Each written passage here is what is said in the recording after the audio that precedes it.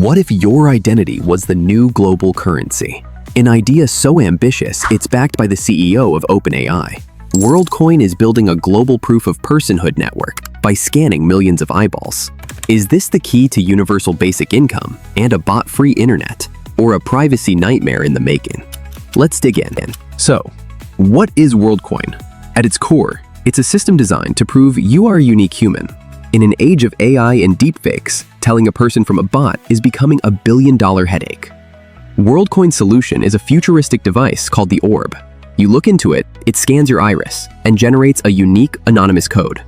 This gives you a world ID, a digital passport that says I'm a real person without revealing who you are.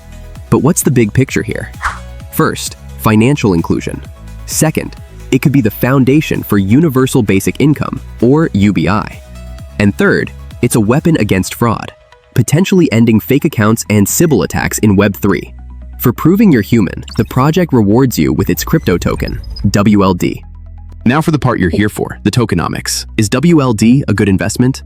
The plan is ambitious. 75% of the total 10 billion tokens are allocated to the community. That's one of the most generous distributions in crypto.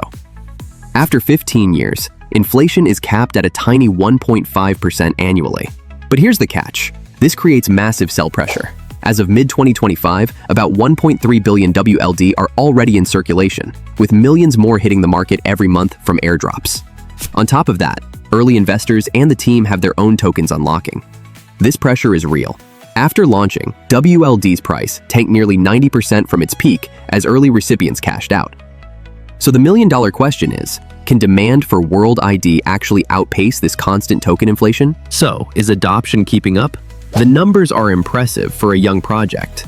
By mid-2025, over 26 million people have signed up, and more than 12.5 million have been fully verified with an orb across 160-plus countries. That's light years ahead of any other decentralized identity project.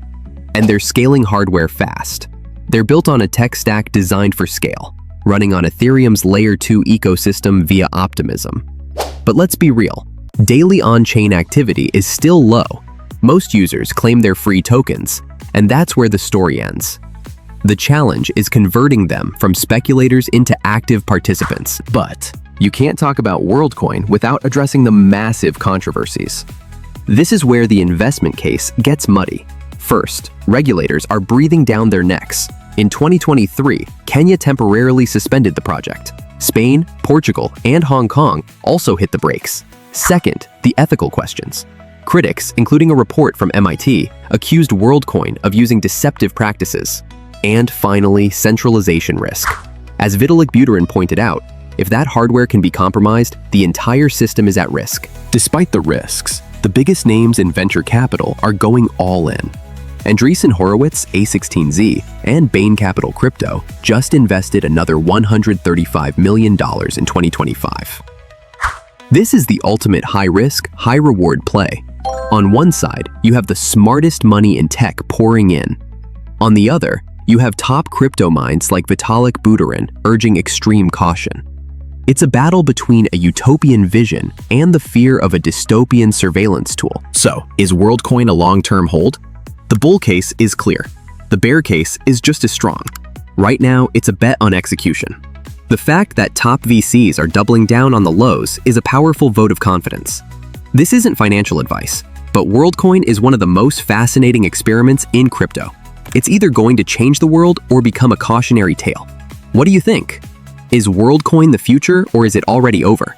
Let me know in the comments, and tell us which altcoin to break down next.